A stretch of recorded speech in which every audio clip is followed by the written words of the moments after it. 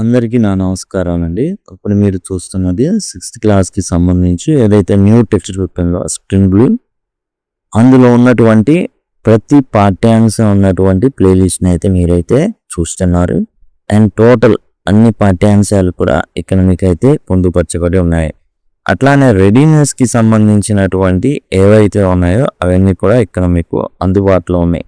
Next ఏవైతే ఉన్నాయో అవన్నీ కూడా పాఠ్యాంశాల కోసం మీకు ఇక్కడ యూనిట్ వైజ్ ఇట్లా ఐకార్డ్స్ అనేవి వస్తూ ఉంటాయండి. అండ్ సింపుల్గా మీరు లింక్ అండ్ కామెంట్ సెక్షన్లో అడగడం ద్వారా కూడా టోటల్ ప్లేలిస్ట్ లింక్స్ ఏవైతే ఉన్నాయో అవి పొందవచ్చు. చివరిలో ఎండ్ స్క్రీన్స్ వస్తాయి. ఈ విధంగా డిస్క్రిప్షన్లో కూడా టోటల్ లింక్స్ అనేవి ప్రొవైడ్ చేయబడి ఉన్నాయి.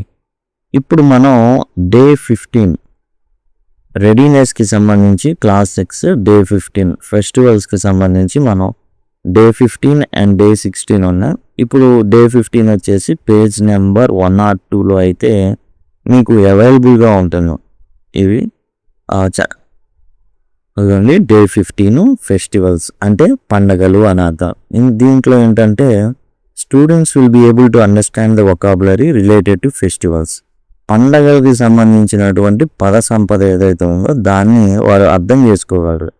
దివాళీ, క్రిస్మస్, రంజాన్ ఈ విధంగా. Construct simple sentences to describe favourite festivals and activities such as I celebrate Diwali with my family etcetera. ఏంటంటే సింపుల్గా సెంటెన్స్ అనేది ఫ్రేమ్ చేసే విధంగా పిల్లలనైతే ఎంకరేజ్ చేయాల్సి ఉంటుంది. ఈ విధంగా I celebrate Diwali with my family ఈ విధంగా అన్నమాట. ఇక్కడ మనల్ని కొన్ని ప్రశ్నలు అయితే 2 ప్రశ్నలు అయితే అడగడం జరిగింది. దాన్ని మనం చూద్దాం. చూడండి ఇక్కడ when do we celebrate Sankranti. Sankranti పండుగని ఎప్పుడు మనం సెలబ్రేట్ చేసుకుంటామంటే జనరల్గా మనం సెలబ్రేట్ చేసుకునేటటువంటి మంత్ వచ్చేసి జనవరి అనమాట. January, JANUARY. When do we celebrate Independence Day. ఎప్పుడు సెలబ్రేట్ చేసుకుంటామంటే ఆన్ August 15. ఆగస్ట్ నెలలో మనం అయితే సెలబ్రేట్ చేసుకుంటాం. AUGUST. అయితే మనం ఇక్కడ యాక్చువల్గా ఏంటంటే సెంటెన్స్గా రాయాల్సి ఉంటుంది. ఇక్కడ పట్టదు కాబట్టి మనం వచ్చేసి ఎట్లా రాయాలనేది చూద్దాం. యాక్టివిటీ 1లో when do we celebrate Sankranti. ఎప్పుడు మనం సంక్రాంతిని జరుపుకుంటాం. అప్పుడు we celebrate Sankranti in January. ఇక్కడ ఉన్న ఏదైతే ప్రశ్న ఉందో అదే వి సెలబ్రేట్ సంక్రాంతి, అదే ఇక్కడ రాసాం. ఏ నెలలో ఇన్ జాన్యువరి, అది ఇక్కడ రాసాం. When do we celebrate Independence day.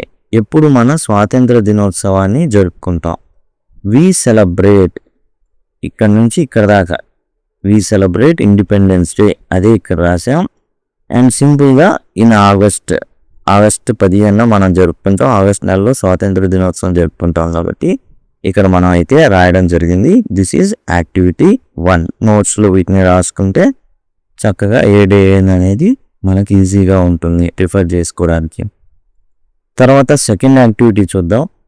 Practice words. Christmas, Sankranti, Ugadi, Independence day.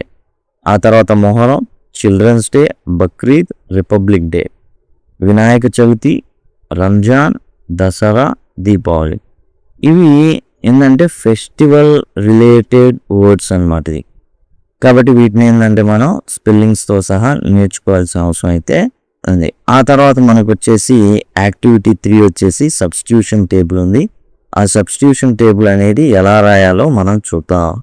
ఈ విధంగా చూడండి. సబ్స్టిట్యూషన్ టేబుల్ చాలా సింపుల్గా చూడండి. We celebrate Independence Day in month of August.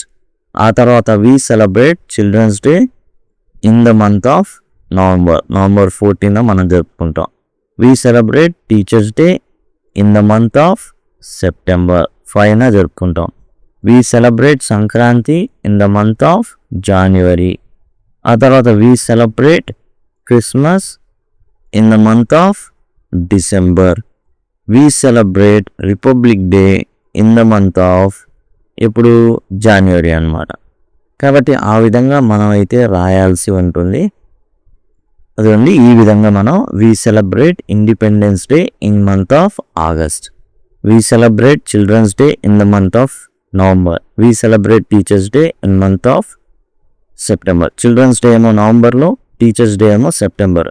Sankranti, we celebrate Sankranti in the month of January. We celebrate Christmas in the month of December. We celebrate Republic Day in the month of January. ఈ విధంగా మనం substitution tables ఉపయోగించి రాసుకోవాలి. తర్వాత మనం activity 4 అయితే చూస్తున్నాం. ఫెస్టివల్స్కి సంబంధించి సంక్రాంతి ఇవ్వడం జరిగింది. అండ్ ఏవైతే పండగలు ఉన్నాయో అవి మనం రాసే ప్రయత్నం చేద్దాం. ఇక్కడ క్రిస్మస్,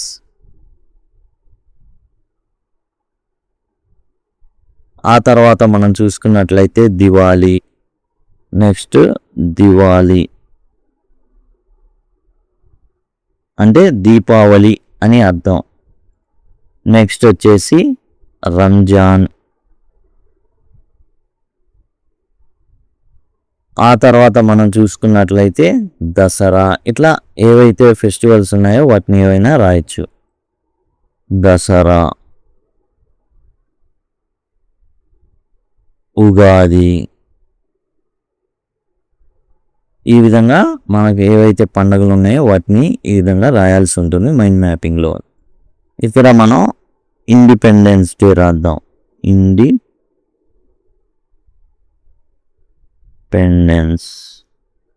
డే, ఇక్కడ రిపబ్లిక్ డే.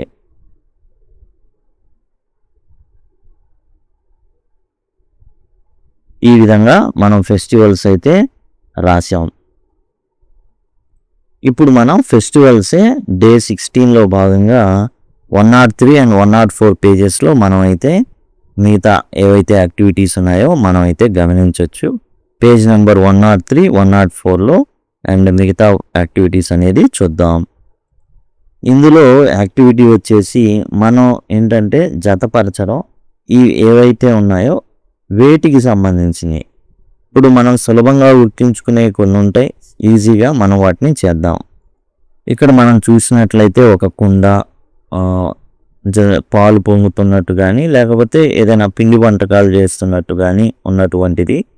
ఇది జనరల్గా ఎప్పుడు అంటే మనకు వచ్చేసి సంక్రాంతి పర్వదినాన మనం అయితే ఈ విధంగా చేయడం అయితే జరుగుతుంది. సంక్రాంతి కాబట్టి ఎక్కడుంది, ఇక్కడ ఉంది కాబట్టి మనం సంక్రాంతి మనం ఈ విధంగా మార్క్ చేయడం అయితే జరుగుతుంది.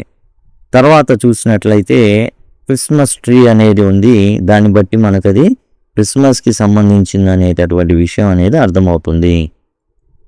కాబట్టి మనం అంగిద్దాం క్రిస్మస్.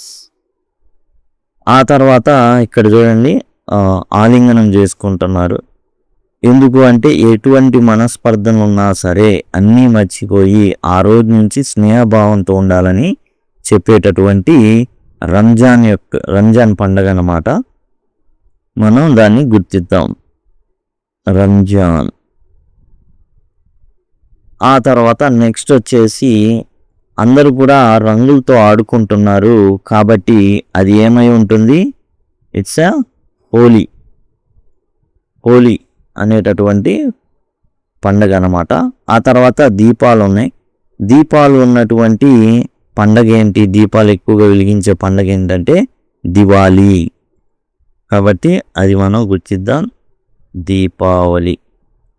ఆ తర్వాత 15th ఆగస్ట్ అందరికీ తెలిసిందే. అండ్ అదేంటంటే మిగిలింది కూడా ఇండిపెండెన్స్ డే, స్వాతంత్ర దినోత్సవం అనేది మనం ఆగస్టు 15న జరుపుకుంటాం, ఇండిపెండెన్స్ డే.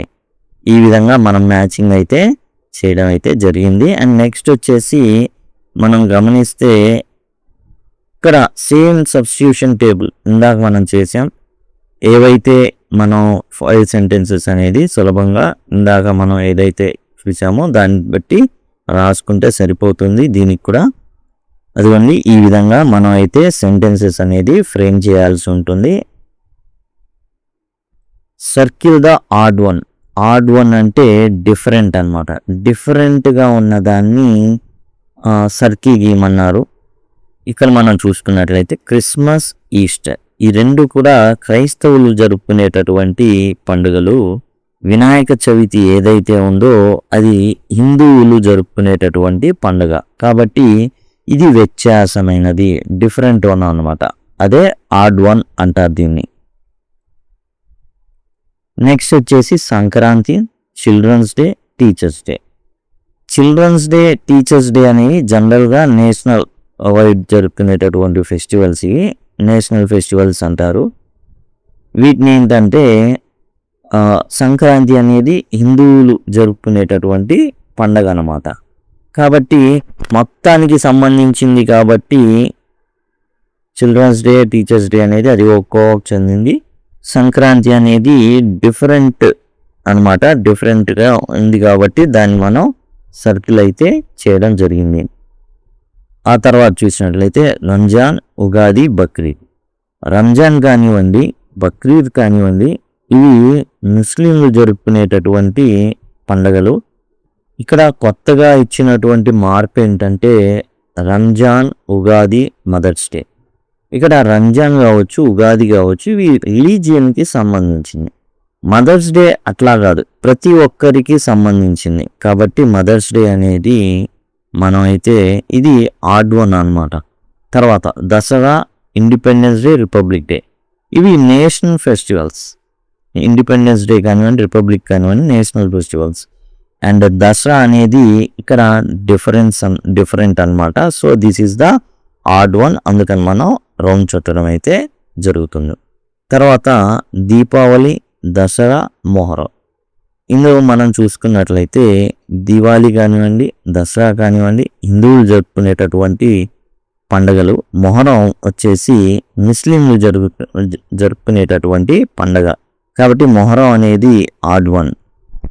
మొహరం మనం రౌండ్ అయితే చుడుతున్నాం. ఆ తర్వాత మన యాక్టివిటీ 4 చూసుకున్నట్లయితే right 5 sentence on independence day celebrated in your school. నీ స్కూల్లో జరుపుకున్నటువంటి ఇండిపెండెన్స్ డే గురించి ఒక 5 వాక్యాలు అనేవి ఇక్కడ రాయమన్నారు. మనం రాసే ప్రయత్నం అనేది చేద్దాం. ఇక్కడ మనం చూసుకున్నట్లయితే ఇండిపెండెన్స్ డే ఏ విధంగా జరుపుకున్నాం అనేది ఒక 5 సెంటెన్స్లు అనేవి ఇక్కడ మీరు గమనించవచ్చు. We celebrate Independence Day on 15th August. 15 August 15 పండుగ అంటారు. కాబట్టి 15 ఏదైతే తారీఖు ఉందో ఆ రోజునే మనం ఇండిపెండెన్స్ డే, స్వాతంత్ర దినోత్సవం అనేది జరుపుకుంటాం. 15 ఆగస్ట్ అంటాం. Hour head master holds national flag. ఏదైతే జెండా ఉంటుందో దాన్ని హెడ్ మాస్టర్ గారు ఏం చేస్తారంటే ఎగరవేస్తారు. హోయిస్ట్ అంటే ఎగరవేయడం అనమాట. తర్వాత వి సింగ్ నేషనల్ యాంథమ్. ఏదైతే జాతీయ గీతం ఉందో జనగణమన, దాన్ని మనం పాడడం అయితే జరుగుతుంది. Students present songs and dances. And ఆ రోజున పిల్లలు ఏం చేస్తారు, దేశభక్తి గేయాలు పాడతారు అండ్ దేశభక్తికి సంబంధించిన నృత్యాలు అనేవి చేస్తారు. Sweets are distributed to all students. మనం పొందిన స్వాతంత్రానికి గుర్తుగా అందరికి కూడా మిఠాయిలు అనేవి ఆ రోజున పంచడం అయితే జరుగుతుంది. ఈ విధంగా మనం సెలబ్రేట్ చేసుకున్నాం అనేసి అక్కడ ప్రజెంట్ చేయడం అయితే జరుగుతుంది. ఇక్కడ మనం యాక్టివిటీ 5 చూస్తున్నాం. Write the opposite of the following words. చూడండి, all answers must begin with letter S. ఏ ఆన్సర్ ఇచ్చినా కానీ దానికి ఏంటంటే ఎస్తో స్టార్ట్ అవ్వాలి ఆ వ్యతిరేక పదం. లార్జ్ అంటే పెద్దది అని అర్థం. దానికి మనం చూసుకుంటే ఎస్తో స్టార్ట్ అయ్యేది స్మాల్ అంటే చిన్నది అనేసి అర్థం అన్నమాట. లార్జ్కి స్మాల్. ఆ తర్వాత మనం చూసుకున్నట్లయితే డల్ అనేది ఉంది. డల్ అంటే నీరసంగా ఉండడం. అండ్ దీనికి కూడా దేంతో స్టార్ట్ అవ్వాలి, ఎస్తో స్టార్ట్ అవ్వాలి. డల్కి వ్యతిరేక పదం వచ్చేసి షార్ప్ అంటే చాలా షార్ప్ అండి మీ అబ్బాయి, అంటే చాలా సులభంగా పట్టేస్తాడు ఏదైనా, తెలివైన వాడు అనేసి. తర్వాత వీక్ అంటే బలహీనమైన అని అర్థం. ఇప్పుడు బలహీనమైన ఎస్తో స్టార్ట్ అవ్వాలి, బలమైన అని రావాలి అంటే స్ట్రాంగ్ అనమాట. స్ట్రాంగ్ అంటే బలమైన, వీక్ అంటే బలహీనమైన. తర్వాత ఫాస్ట్ అంటే చాలా వేగంగా అని అర్థం అనమాట. దానికి వ్యతిరేక పదం కూడా దేంతో స్టార్ట్ అవ్వాలి, ఎస్తో స్టార్ట్ అవ్వాలి. కాబట్టి ఫాస్ట్ మనకు తెలుసు, స్లో అనేది ఒకటి ఉంది, నెమ్మదిగా అనేసి. తర్వాత రఫ్. రఫ్కి వ్యతిరేక పదం. రఫ్ అంటే ఏంది? గరుగ్గా ఉండడం. అండ్ దానికి మనం ఏం రాస్తాము అంటే స్మూత్. SMOOTH smooth. ఎస్తోనే స్టార్ట్ అవుతుంది. స్మూత్ అంటే ఎట్లా? ఉపరితలం అనేది నున్నగా అండ్ చక్కగా మృదువుగా ఉండడం అన్నమాట. నెక్స్ట్ వచ్చేసి కర్వ్డ్. కర్వ్డ్ అంటే వంగిపోయిన అని అర్థం. ఇది కూడా దేంతో స్టార్ట్ అవ్వాలి? ఎస్తో స్టార్ట్ అవ్వాలి. కర్వ్డ్ అంటే వంగిపోయిన అంటే స్ట్రెయిట్ అంటే ఎట్లా? కరెక్ట్గా తిన్నగా ఉండడం అనమాట. స్ట్రెయిట్ అంటే తిన్నగా ఉండడం. తర్వాత ఫినిష్ ముగించడం. అండ్ ఫినిష్ అంటే ముగించడం అంటే దానికి వ్యతిరేక పదం ఏంటి? స్టార్ట్ చేయడం అంటే ప్రారంభించడం. స్టార్ట్కి వ్యతిరేక పదం ఫినిష్. స్టార్ట్ అంటే ప్రారంభించడం అనమాట. ఫినిష్డ్ అంటే పూర్తి చేయడం. ఎడిషన్ అంటే కూడిక. దీనికి ఏంటి? ఎడిషన్కి వ్యతిరేక పదం వచ్చేసి తీసివేత అని రావాలి. అంటే అది సబ్స్ట్రాక్షన్. సబ్ట్రాక్షన్ అది రాదు. ఎడిషన్కి సబ్ట్రాక్షన్. సబ్ట్రాక్షన్ అంటే తీసివేత. ఎడిషన్కి వ్యతిరేక పదం సబ్ట్రాక్షన్. నెక్స్ట్ కాంప్లికేటెడ్ అంటే చాలా చాలా చిక్కులు ఉన్నటువంటి అన్నమాట. చిక్కులుగా ఉండడం కాంప్లికేటెడ్ అని. సింపుల్ అనేది దీని యొక్క వ్యతిరేక పదం. సింపుల్. తర్వాత బ్లంట్ అంటే ఎట్లా ఉంటుంది? బ్లంట్ అంటే మొద్దు బారిపోయి ఉంటుంది. అండ్ దానికి బ్లంట్ నైఫ్ అనుకోండి, మొద్దు బారిపోయినటువంటి కత్తి. ఇప్పుడు దానికి వ్యతిరేక పదం ఏంటి? పదునైనటువంటి కత్తి. అంటే షార్ప్ నైఫ్ అనేది మనం అయితే రాయాల్సి ఉంటుంది. షార్ప్ అని రాయాలి. షార్ప్. అన్నీ కూడా ఎస్తో స్టార్ట్ అయినాయి చూడండి. అన్నీ కూడా మనం ఎస్తో స్టార్ట్ అయ్యేటట్టుగా అడిగారు. ఆ విధంగానే మనం అయితే రాయడం జరిగింది. లార్జ్కి స్మాల్, డల్కి షార్ప్, వీక్కి స్ట్రాంగ్, ఫాస్ట్కి స్లో, రఫ్కి స్మూత్, కర్వ్డ్కి స్ట్రైట్, ఫినిష్కి స్టార్ట్, ఎడిషన్కి సబ్ట్రాక్షన్, కాంప్లికేటెడ్కి సింపుల్, బ్లంట్కి షార్ప్. ఇక జంబుల్డ్ వర్డ్ గేమ్ యాక్టివిటీ 6లో ఇవ్వడం అయితే జరిగింది. ఇందులో ఏంటంటే ఈ విధంగా పదాలు అనేవి ఈ విధంగా ఇవ్వడం అయితే జరుగుతుంది. దాన్ని అటుగేసి ఇటుగేసి అర్థమైనటువంటి పదంగా మార్చాలి. ఇక్కడ కూడా చూడండి ఎట్లా ఉందో.